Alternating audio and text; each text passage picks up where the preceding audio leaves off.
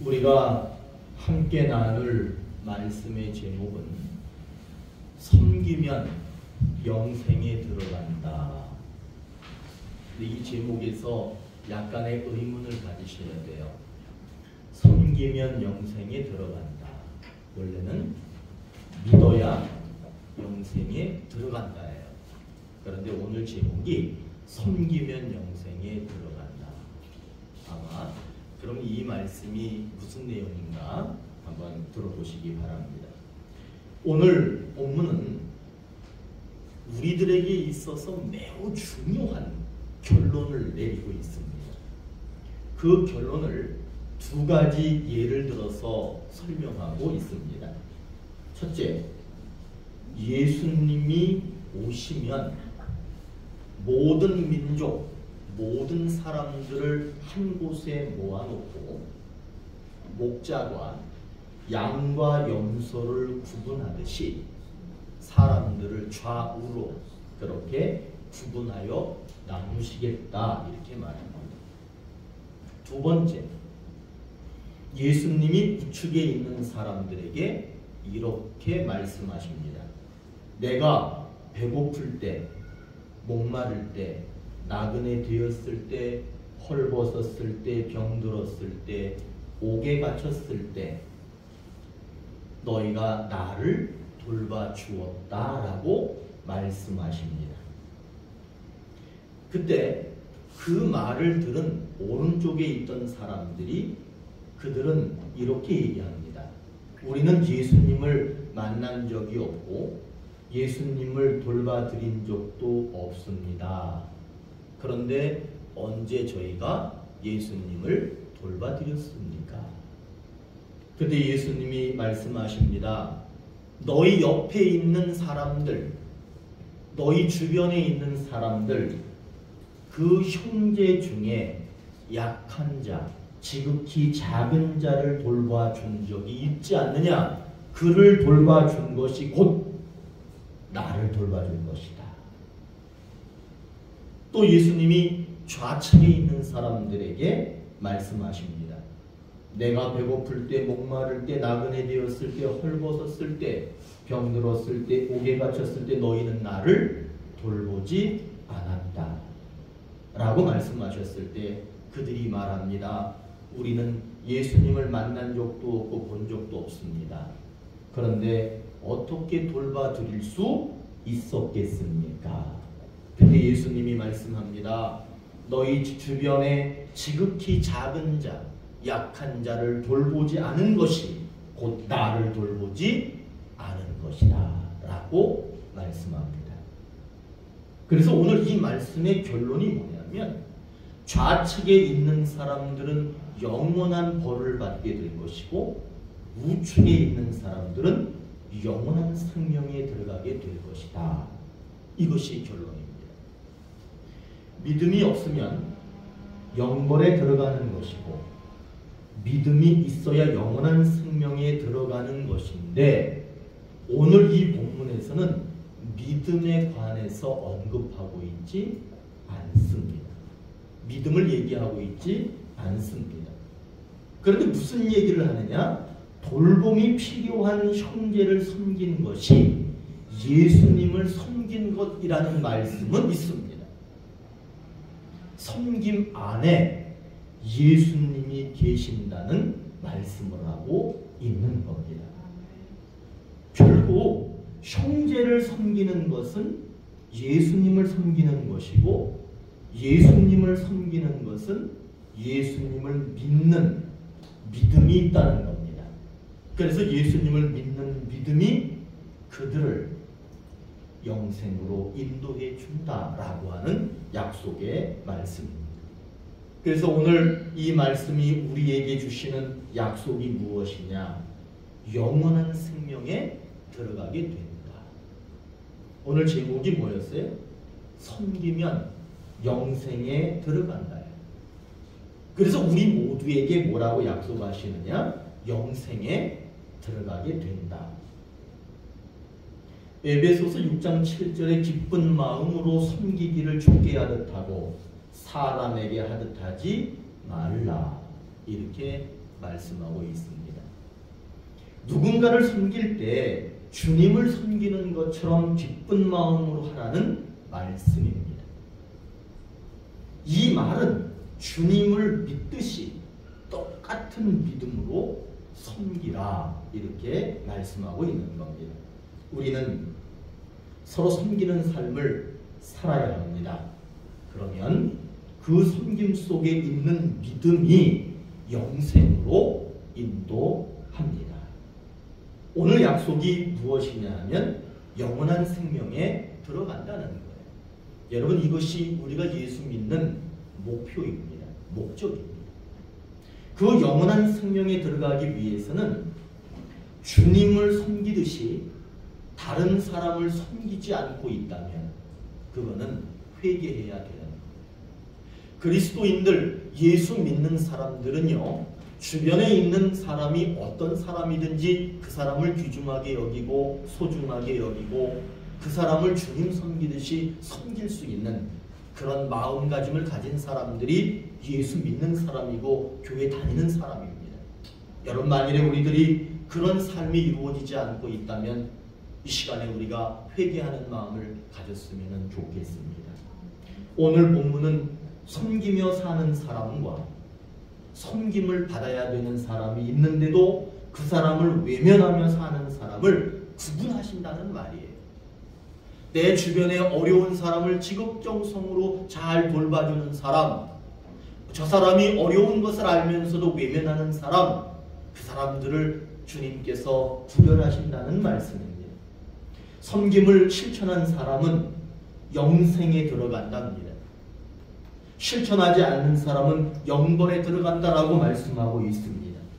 다시 말하면 믿음으로 영생에 들어가는데 그 믿음이라고 하는 것이 그 사람에게 있는지 없는지 무엇으로 알 수 있느냐? 약한 자를 섬기는 사람에게는 믿음이 있는 거예요. 약한 자를 보고도 외면하는 사람은 믿음이 없는 거예요. 그렇기 때문에 섬김이 있으면 믿음이 있기 때문에 그 사람은 영생에 들어갈 수 있다는 말씀입니다. 그러나 만일 믿음이 있다고 하면서 행하지 않으면 그 믿음은 죽은 믿음이기 때문에 그 믿음으로는 그 믿음이 없는 것이기 때문에 영생을 약속받을 수 없습니다. 예수님 당시에 로마라고 하는 나라가 이스라엘 땅을 점령하고 있었습니다. 로마 군대에는 어떤 조직으로 되어 있냐 하면 군단으로 이루어져 있어요. 여러 개의 군단이 있는데 한 개의 군단이 몇 명으로 구성되어져 있느냐 하면 6,000명. 한 개의 군단이 6,000명으로 구성되어져 있는데 거기에 60명의 백부장을 두어서 한 백부장이 100명씩 지휘하게 되어져 있었습니다. 백부장은 높은 보수를 받았고 로마 사회에서 좋은 직업으로 인정을 받았습니다. 대략 20년간 근무한 후에 퇴직을 할 때에는 크게 퇴직금을 받았습니다. 그리고 퇴직 후에도 그 사회에서 영향력 있는 그런 사람으로 인정받았습니다. 이런 백부장 중에 한 사람이 어느 날 예수님을 찾아왔습니다. 예수님을 찾아온 이유는 자기가 데리고 있는 사람 중에 한 사람이 중풍병으로 쓰러졌기 때문이었습니다. 그가 백부장이 예수님을 찾아와서 말합니다. 주여, 내 하인이 중풍병으로 집에 누워 몹시 괴로워하고 있습니다. 예수님께서 그 말을 들으시고는 그래, 그러면 내가 그 집에 들어가서 고쳐주리라 그렇게 말씀하셨습니다. 그때 이 백부장이 하는 말씀에 귀를 기울이십시오. 말씀으로만 하셔도 내 하인이 나을 것입니다. 상관이 부하에게 가라 그러면 갑니다. 상관이 부하에게 오라 그러면 옵니다. 이것을 하라 그러면 합니다. 이와 마찬가지로 예수님께서 말씀하시면 말씀하신 그대로 다 이루어질 것입니다. 이 말이 무슨 얘기냐 하면 예수님이 지금 이 자리에서 말씀하시면 말씀한 대로 다 이루어질 것입니다. 이렇게 대답을 하는 거예요. 근데 예수님은 이 백부장의 말을 들으신 후에 매우 놀라셨습니다. 그리고 제자들에게 말합니다. 이스라엘이라고 하는 이 모든 나라 모든 사람 중에 이만한 믿음이 없다. 그렇게 말씀하시면서 백부장에게 말합니다. 네 믿음대로 될지어다. 그렇게 말씀하시자 그 즉시 그 중풍병에 걸렸던 하인이 깨끗하게 나았다. 이것이 성경의 질문입니다. 이 기적적인 사건은 두 가지 요소가 있었기 때문에 그렇습니다. 이 백부장이 데리고 있는 하인이 중풍병에서 고침받을 수 있었던 이유는 두 가지 요소 때문입니다. 그 첫 번째 요소가 무엇이냐? 상관으로서 부하를 섬기는 마음이 있었기 때문입니다. 두 번째는 예수님을 확실히 분명하게 믿었기 때문입니다. 약한 자를 섬기는 것과 예수님을 믿는 믿음이 이와 같은 기적을 얻어낸 것입니다. 우리는 주님을 섬기는 것과 똑같이 형제와 주변의 이웃을 섬길 줄 알아야 합니다. 주님을 섬기듯이 사람을 섬기면 믿음이 있는 섬김이기 때문에 약속대로 모두가 영원한 생명에 들어가게 된다 약속하고 계십니다. 오늘 예수님은 우리에게 분명히 약속을 주셨습니다. 영벌이 아니라 영생에 들어가게 된다. 이 영생에 들어간다는 이 약속이 이루어지기 위해서는 주님을 섬기듯이 사람을 섬기자. 주님을 섬기듯이 사람을 섬겨라. 주변에 보잘것없는 사람일지라도 그 사람을 주님처럼 섬길 줄 알아야 된다.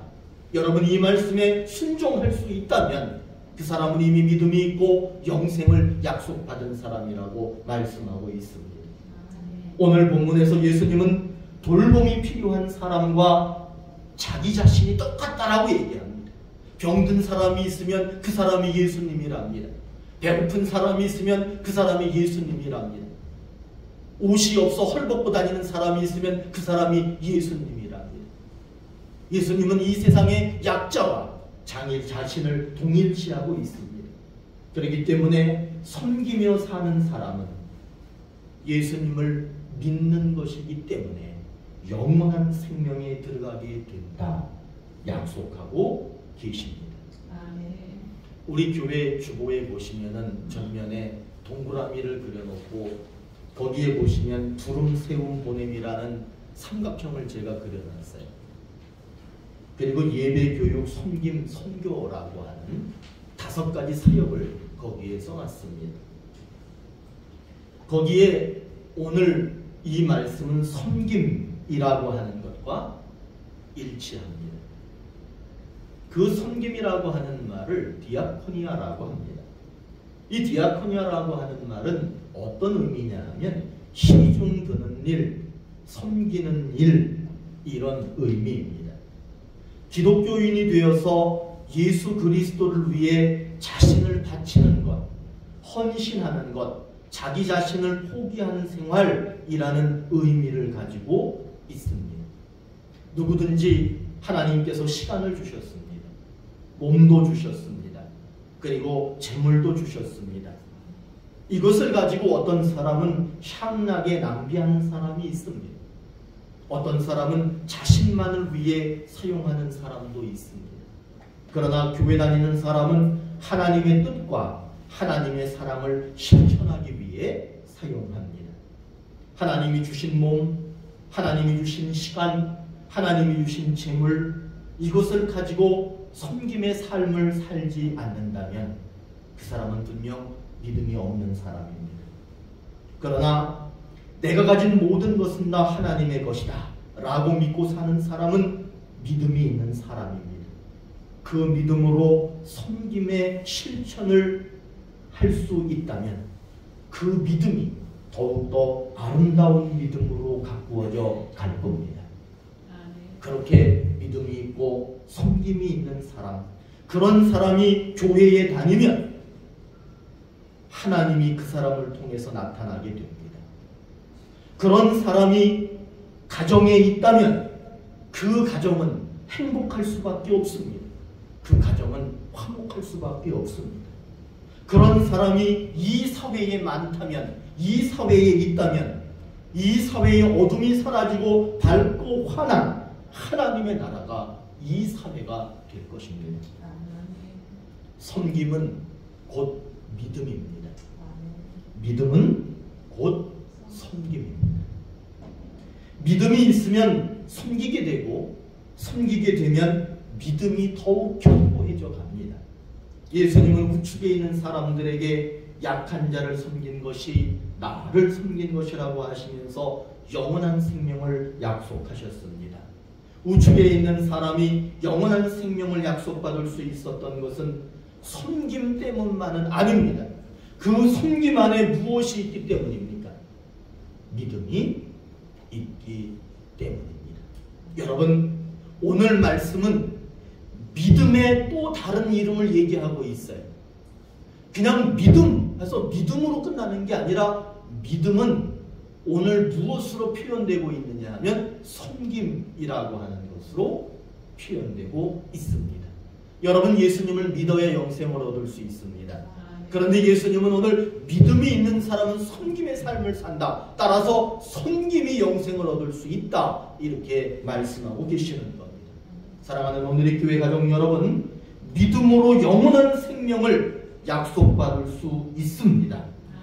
그 믿음이 여러분들에게 있다는 것을 여러분들의 섬김을 통해서 증명해 보이시기 바랍니다.